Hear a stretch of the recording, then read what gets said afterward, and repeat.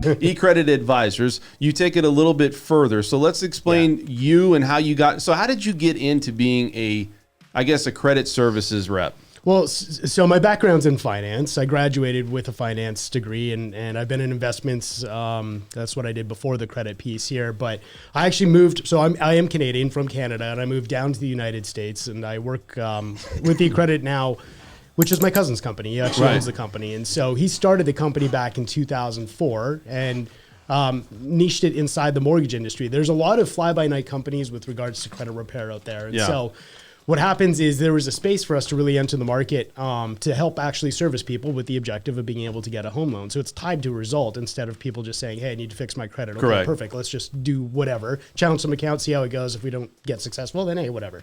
We're tied to the solution, right? Which is helping people either refinance or purchase a home. And a lot of people, what they do is they go through a challenge like themselves, right? They're like, you know what? Yeah. When I was younger, I wasn't always the most responsible with my credit. I was out there buying big TVs and going out like, dude, I'm living it up, Totally. Credit cards maxed. I'm going to parties and stuff. And, all of a sudden you go and look, a year later and all your credit cards are maxed out and your credit drops. Yeah. And so there's some times where you have a medical bill that has a late on there. So there's been definitely some experiences and some learning lessons for me about credit and about just how you position yourself. So let's talk a little bit about you. Have you ever been in a position where you actually had to learn from a mistake like that? Yeah, totally. And we were talking a little bit about this sort of before the show. And I think probably something everybody can relate to is when they're younger and they're first really getting into the financial world where they're managing money themselves. Maybe they're lucky enough to have a parent that knew a little bit about it and they said, okay, I'll add you as an authorized user on the credit card. We'll build up some credit for you and kind of go that path. So they have some knowledge going into it. But I think for most people, that's not the case. For myself, it certainly wasn't. I got a credit card.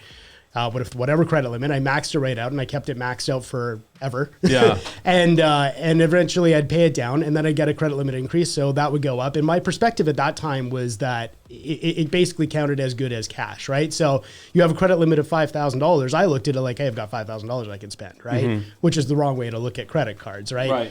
If you want to flip that perspective, you really want to look at it as a tool to be able to show that you have the capacity to borrow $5,000. And so when you're trying to do something like purchase a home, then they're going to look at that. Loan officers like yourself will look at that and say, hey, you've got capacity here to take on more credit because I can see you've already got this you're under leveraged on these accounts. You know how to use credit, right? Yeah, I think too, it's like, when you have your situations where people are getting credit cards and things like that, it's kind of exciting. Right, yeah, it's almost like buying a new car. You get that first credit card, and it's like, I want to take that thing for a spin. I was so happy. I want to drive out. I want to swipe that thing. And so you look at credit in general, and there's a way to be responsible. Now we deal with a lot of people that sometimes are irresponsible. Let's be honest, or have some challenges, maybe extend themselves. Yeah. And I feel there's a lot of people that just get discouraged altogether. You got people that are 550, south of 550 credit score. Sure. We're looking maybe a year, right? Before sometimes they get back on track. 500, good luck, right? 500 credit score. So you look at the situation. Yeah. I mean, you look at the situation and I look at people and I say, look, here's your blueprint.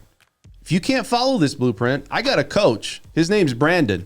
Brandon's going to coach you on what to do. I mean, that's really what it is. Like, let me coach you and see what you need to do. So here's the thing, just to add to that too, and we talked a little bit about this on the last show that I was on here, but credit is not a question of if, it's a question of when. And it's a formula that calculates your credit score. And so long as you know what that formula is and what to put on your credit file so that your credit scores go up as opposed to going down, that's really where we connect the dots for people. And I think a lot of the people who approach us, they initially get into their credit.